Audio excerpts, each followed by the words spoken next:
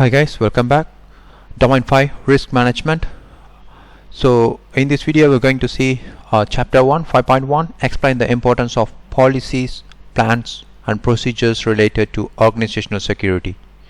Okay, so this is the list we are going to see.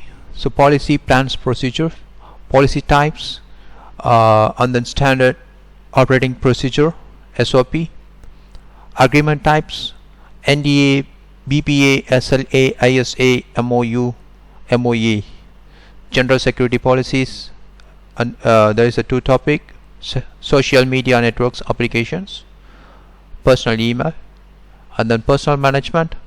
So we will see one by one job rotations. So the topic here, the listed here. Okay, the policies. Policy form the foundation of any security program.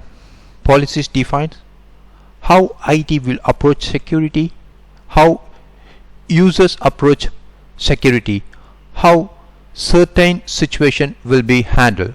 So the objective of IT security policy is preservation of confidentiality, integrity, availability of system and information used by organizations members. Okay.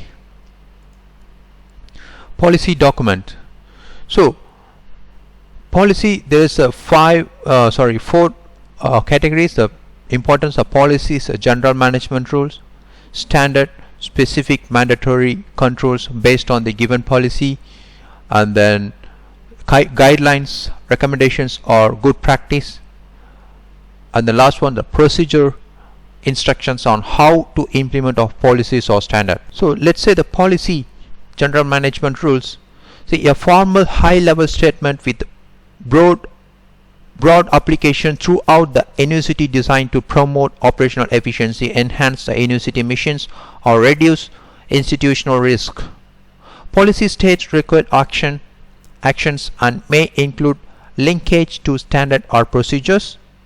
So policy attributes include the the four main lists: require compliance, mandatory; failure to comply results in disciplinary action; and third is focus on desired results, not on means of implementation, further defined by standard, procedure and guideline. Okay, the second, standards, specific, mandatory, control based on the given policy, which means a mandatory actions or rule designed to support and conform to a policy. Okay, there's a two important. A standard should make a policy more meaningful and effective. And the second one is a must include. You must include one or more acceptance specifications, typical development in accordance with the published federal, state or industry regulations, requirements or standard. Third, guidelines. A general statement, recommendations or administrative instruction designed to achieve the policy's objectives by providing a framework to implement procedures. There's a two-part. You can imagine frequently based on the environment and should be reviewed more frequently than standard and policies. Second, it's not a mandatory, but rather is such of a best practice. Fourth, procedure.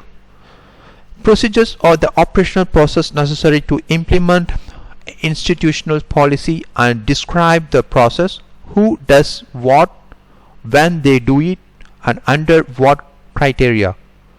The procedure may integrate it. There's three part. A series of steps taken to accomplish an end goal. Define. The second one is a define how to protect resource. Third, specify the structure to enforce the policy and provide a quick reference in times of crisis. Okay, so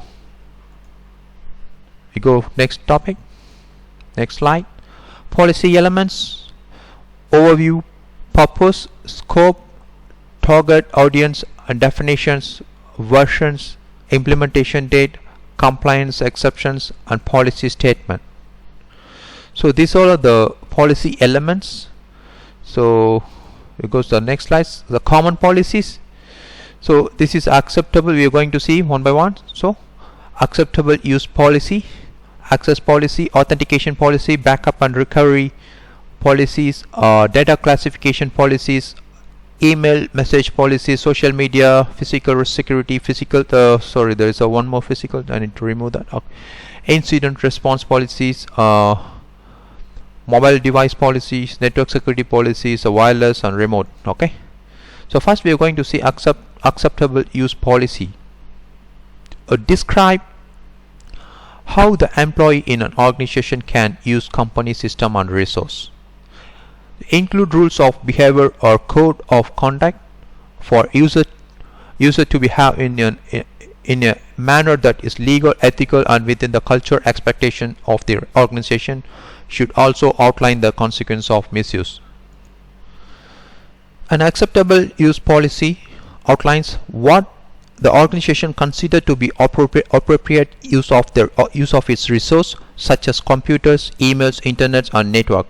Organization should be concerned about any personal use of organization assets that doesn't benefit the company. The goal of the policy is to ensure employee productivity while limiting potential organization liability resulting from inappropriate use of the organization assets. The policy should clear delineate what activities are not allowed. The AUP acceptable use policy should address issues such as the use of resource to conduct personal business, installation of hardware or software, remote access to systems and network, the copying of company owned softwares and the responsibility of users to protect company assets including data, software and hardware. So statement regarding possible penalties for ignoring any of the policies such as termination should also be included.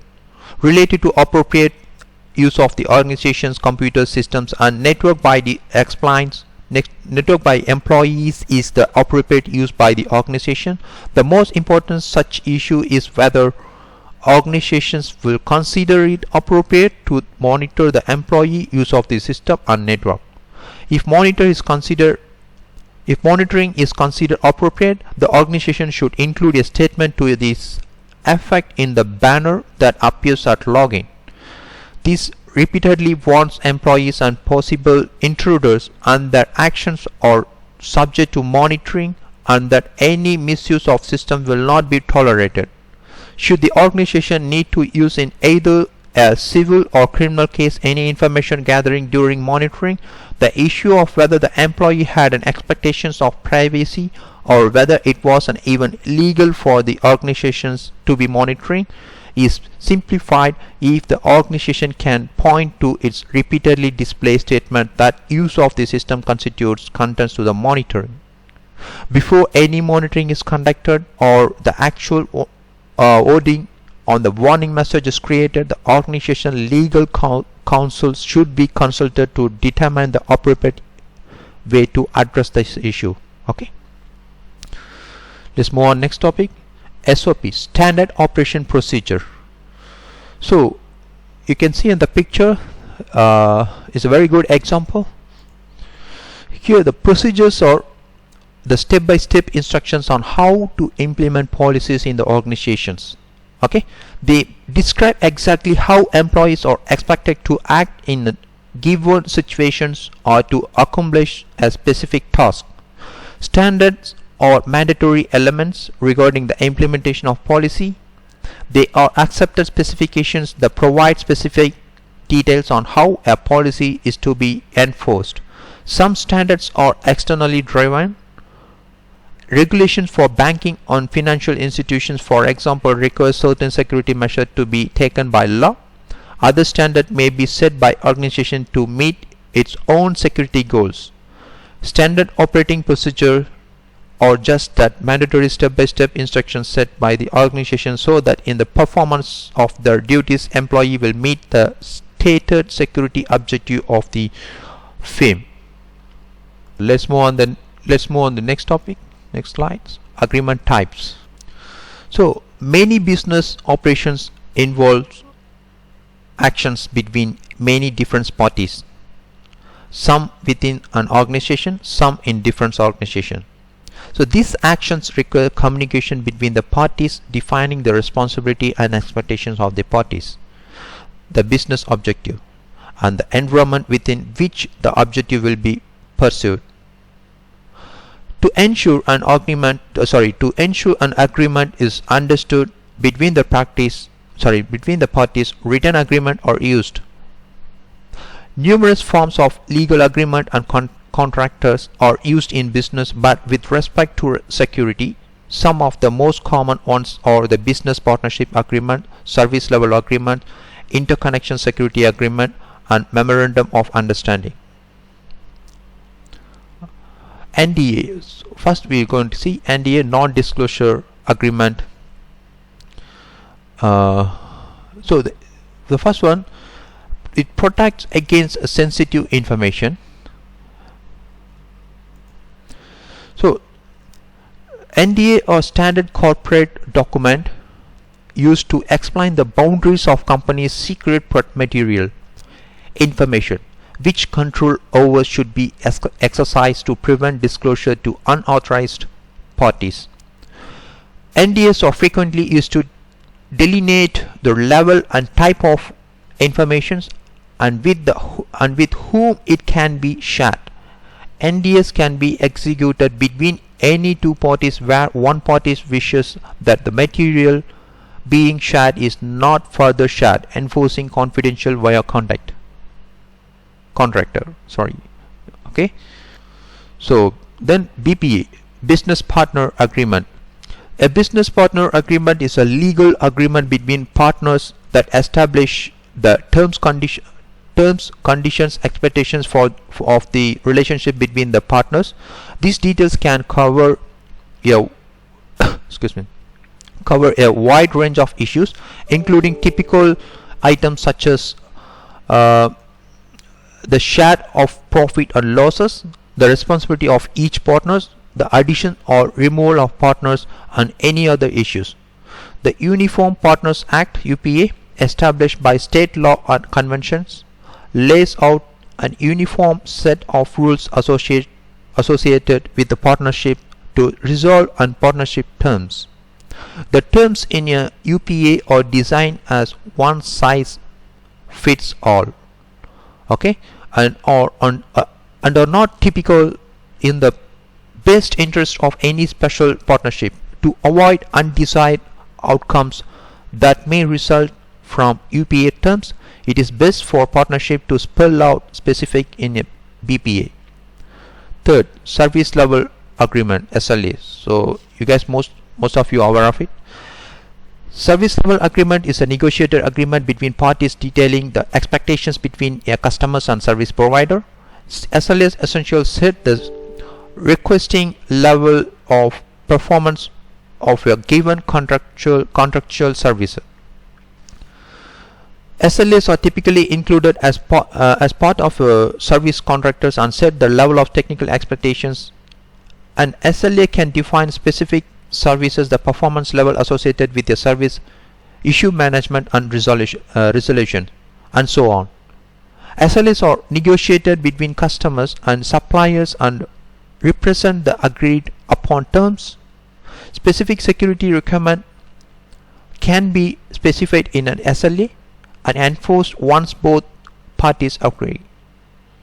Once entered into, the SLA become a legal binding document. Okay, so and then the next one is the memorandum of understanding and memorandum of agreement.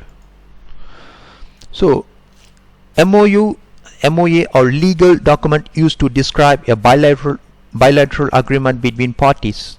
It is a written agreement expressing a set of intended actions between the parties with respect to some common pursuit or goal. Typically the MOU has high level descriptions while an MOA is more specific, but the boundaries between these two legal terms are blurry and they are often used interchangeably. Each is more formal and detailed than a simple handshake, but generally lacks the binding powers of contract. MOUs, MOAs are also commonly used between different units within an organization to detail expectations associated with the common business interest, including security requirements. And third, Interconnection Security Agreement, ISA. ISA is a specialized agreement between organizations that have interconnected IT systems, the purpose of which is to document the security requirements associated with the interconnection. An ISA can be part of an MOU detailing the specific technical security aspect of a data interconnection. Okay, so let's move on. Next topics: personal management. A significant portions of human created security problems result from poor security practice. So this poor practice may be those of an individual user who is not following established security policy or processes, or they may be caused by a lack of security policies, procedures, or training within the user's organizations. Through the establishment, enforcement, and monitoring of personal related policy, personal management and organization can create a framework that empower it works to achieve business object. It keeps them constrained with security requirement practice. This section covers a dozen security topics related to the management of personnel. Okay, so you can see here the mandatory vacations, the job rotations, the separations of duties, clean desk, background checks, onboarding, terminations, and then rule-based awareness trainings, continuous education. We will see one by one. Okay. Okay, first we see the mandatory vacations. Okay, the organizations have been providing vacation time for their employee for many years. Until recently, however, few organizations forced employee to take this time if they didn't want.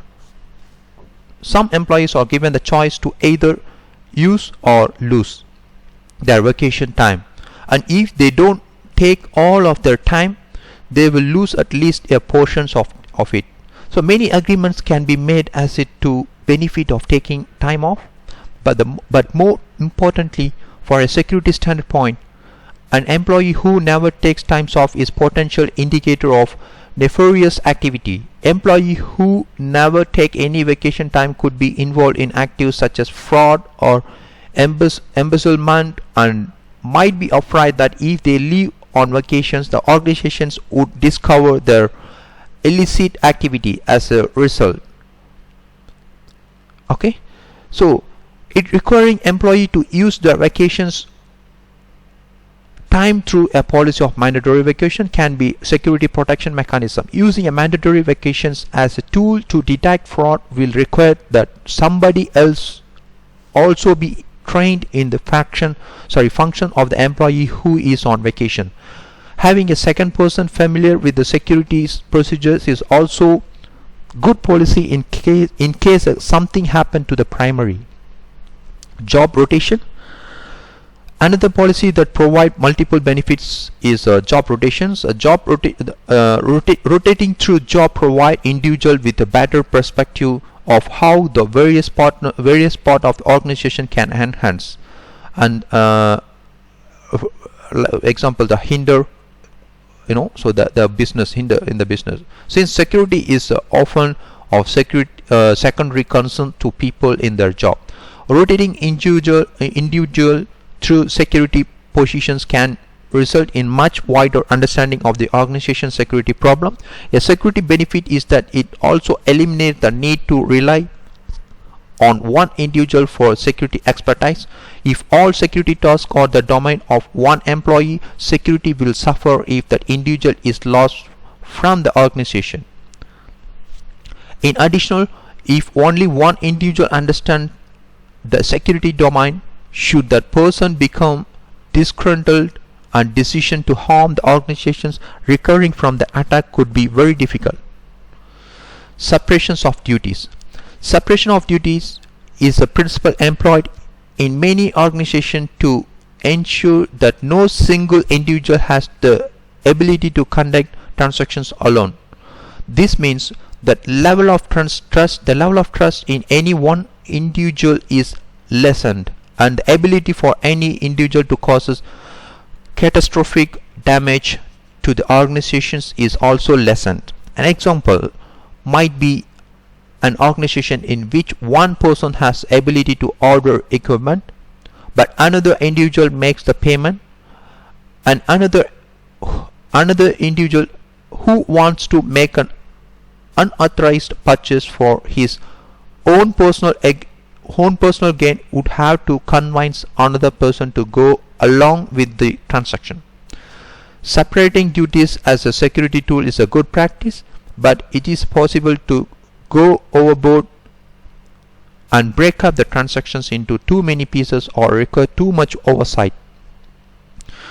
This results in inefficiency and can actually be less secure, since individuals may not scrutinize transactions as thoroughly because they know other will also be reviewing them. The temptation is to hurry something along and assuming that somebody else will examine it or has examined it.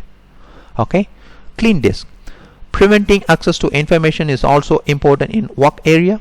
Firms with sensitive information should have a clean disk policies specific that sensitive information must not be left unsecured in the work area when the worker is not presented to act as a custodian. Even leaving the desk area and going to the bathroom can leave information exposed and subject to compromise. The clean disk policy should identify and prohibit things that are not obvious upon first glance, such as password on sticky notes under keyboards and mouse pads or unsecured desk drawers. Okay. Background checks.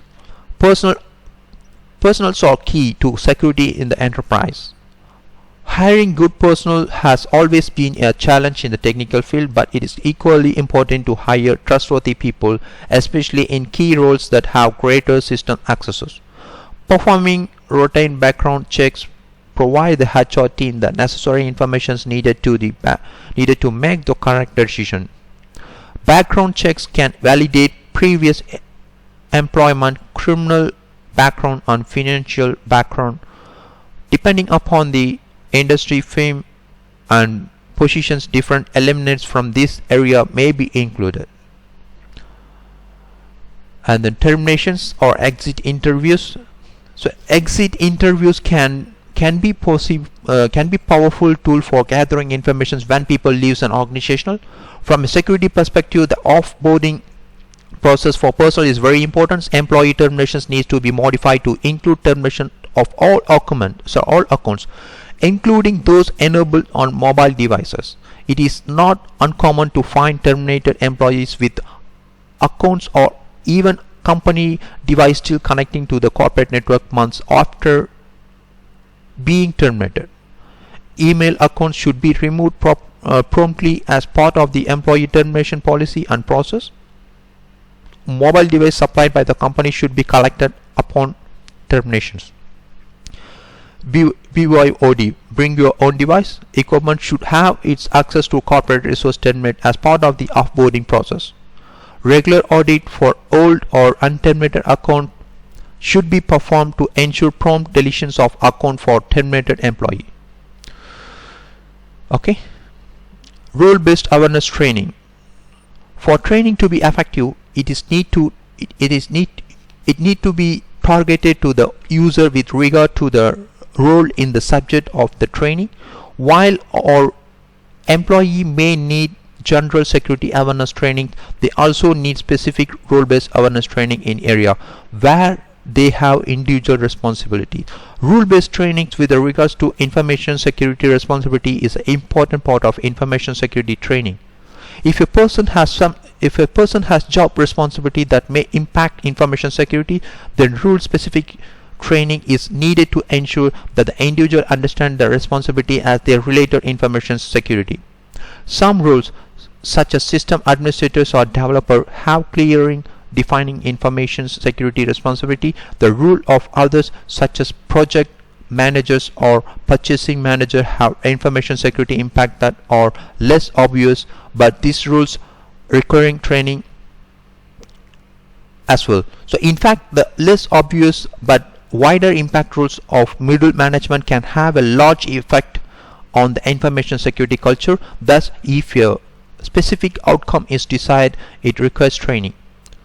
As in all personnel related training, two elements needed attention. First, retraining over time is necessary to ensure that personnel keep process level of knowledge. Second, as people changing job, a reassessment of the required training basis is needed, and additional training may be required. Maintaining accurate training records for personnel is the only way this can be managed in significant enterprise.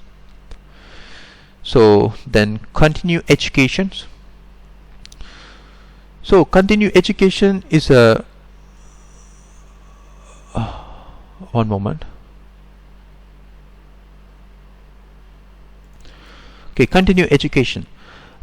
Technology and security practice are far from static environments. They advance every years, and relevant skills can become outdated in a little as couple of years. Maintaining a skilled workforce in security necessitates ongoing training and education. A continuing education program can assist gently in helping employees keep their skills up to date. Okay, let's move on. Exam preparations. Which of the following policy describe how the employee in organization can use corporate resource? Answer C. Acceptable use policies, AUP. Second, exam preparations. According to CompTIA Security Blueprint, this is a personal management practice of rotating administrative users between role to ensure that fraudulent activity cannot be sustained. Answer A. Job rotation. Answer is A. So that's it guys for this video. Please subscribe my channel, press the bell button to get more update. I'll post some more practice lab as well. So please share the video if you like. See you. Bye bye.